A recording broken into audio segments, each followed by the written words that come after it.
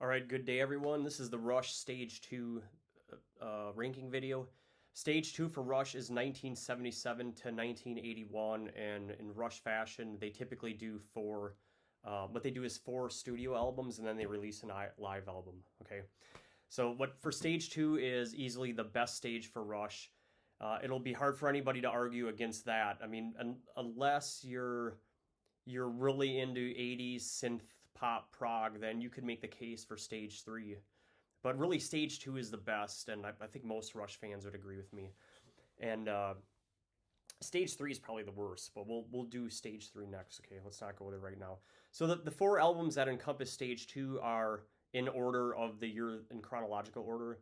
A Farewell to Kings, 1977, Hemispheres, 1978, Permanent Waves, 1980, and Moving Pictures, 1981. And then the stage concludes with a live album called Exit Stage Left in the same year of Moving Pictures as 1981. So they just took, they cobbled together takes from the tour.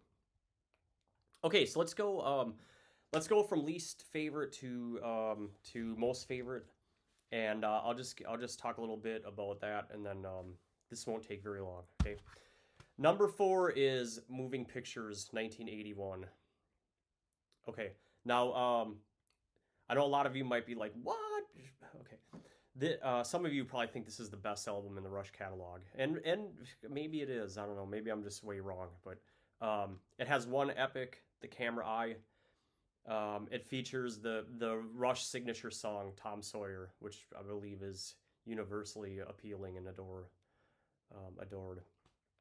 And all the rest of the tracks are solid here. It's very radio friendly. It's their second really radio friendly album, and it's got classic cover on it. And this is number 4 for Stage 2. Okay, Moving Pictures, 1981.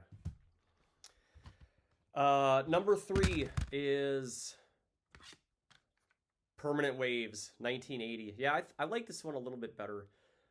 It's got one epic, Natural Science, at just over 9 minutes.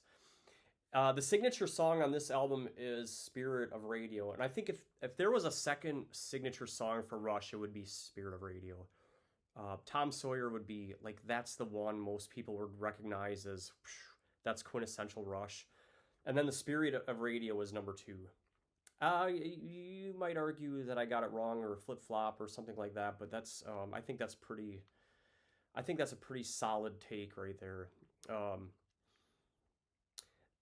This CD has this album has their number 1 or number 2 best song, and I'll differentiate best from signature being the most recognizable. Their best song, number 1 or number 2, is Jacob's Ladder. Okay, it's just got a really solid groove, and it just takes you to another place, and that means a lot to me. Also, Free Will's on here, which is I wouldn't say a personal favorite, but I know it's a fan favorite, and I recognize it as a fan favorite. But it's just got a really it has a meaning, an underlying meaning to the song that I think is deep. It's broad and deep, and I've got a lot of comments on the YouTube channel for just about the lyrics to that song, Free Will, and what it means, and pretty important song for them. And it's pretty radio friendly to me, which is why that's why I have it number 3 and not number 1 or 2. Okay, Permanent Waves, 1980. Okay, number 2 for Stage 2 is A Farewell to Kings. Okay, why isn't this album number 1? I'm not sure, actually. I enjoy the heck out of this one. It's got Xanadu, which is it's probably the best epic on this. It's amazing. And if you haven't heard it, you gotta listen to Xanadu. It's 11 minutes long, and they're singing about Kublai Khan and the dome, and wine and honeydew and all that. And then Cygnus X1 is the second epic, and that's also amazing, and it sets off. It's sort of a bridge to the next album, and the two epics on this album are better than The Camera Eye or Natural Science, and that's the tiebreaker for me. And I mean, to me, it's real close whether this one is number one or two. Okay, but I think it's better than Permanent Waves or Moving Pictures. To me, it's better. To me, it's more powerful, and it's a heavier prog record. Just the content's heavier, and I don't mean like heavier in the heavy metal sense. I mean it's just like the content, it weighs more. Okay. Okay, and then number one, we'll go with Hemispheres. This is the most complete project from Rush. It's their all-time masterpiece. And the reason why I think that, it has Cygnus X1 Book 2, and it's a 17-minute track or 18-minute track. It has a hilarious ending to Book 1, which is the Cygnus X1 saga. It's just funny, but you know, from flying the ship into the black hole, and it turns into a battle between Dionysus and Apollo, and I just think I like it. I mean, it's also heavy content, and it's an interesting song to me. It's the most interesting out of all their songs. But also, let's just call it. It is what it is. It has La Via Strangiato, which had 9 minutes, over 9.5 minutes. I think that's their number one track. Yeah, that's their number one track. I'll take that over Jacob's Ladder. I mean, it's a close one or two. It's close. It's close. It's close. But I'll take La Via over Jacob's Ladder or Xanadu. But I would say those are my top three. You know, and after that, there's like a big battle royal between a bunch of tracks, including Red Barchetta, and you know, there's a bunch of them. All right, so there it is. So let's go from top to bottom real quick. Number 4 for stage 2 is Moving Pictures. Number 3 for stage 2, Permanent Waves. Number 2 for stage 2 is A Farewell to Kings. But let me tell you, these two are close. I mean, they're so close, I'm like splitting the thinnest hair you could ever imagine. Number 1 is Hemispheres. And I'll say I think it's the best Rush album. Now, this isn't a review, but Exit Stage Left from 1981 is that's the live album that concludes stage 2. Okay, and I also think it's the best Rush live album, although I kind of like all of them for different reasons. But this one, you know, when you look at well, let's just see here. Let's do a. This isn't a comparison video or a. It's not a review of this. I can do that some other time later. But I just think it's the best one. It's the most enjoyable one to listen to from beginning to end. You know, this one's a little rough. And why is that? So there's accusations that that this Exit Stage Left isn't purely a live album, but like sort of like Kiss live.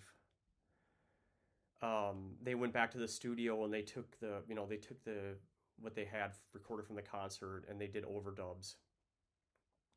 I don't know if that's true or not. It probably is. It does sound really clean, and some of these songs on here sound better than the studio takes.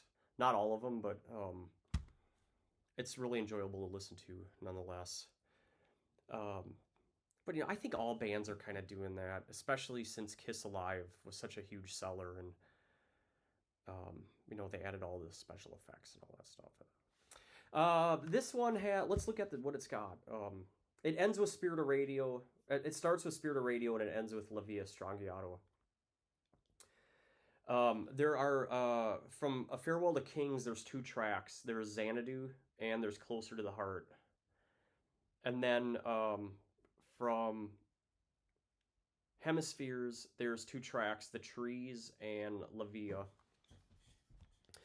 From Permanent Waves, there's 3. There's Spirit of Radio, there's Free Will, and Jacob's Ladder. Okay, and then from the last album is Moving Pictures. There's 3 tracks: the Tom Sawyer, Red Barchetta, and YYZ. By the way, Red Barchetta, amazing track. And my favorite part, as I said in the video, in the studio album review, is my favorite part is the bridge. You know,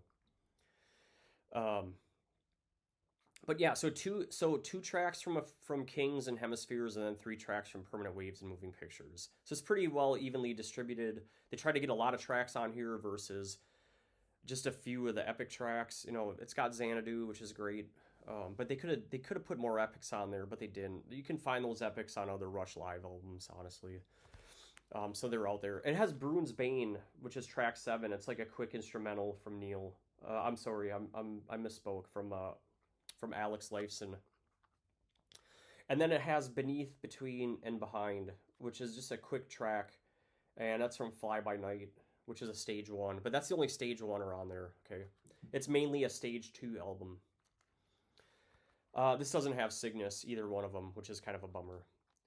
Okay, but that's it. That's my stage 2 review.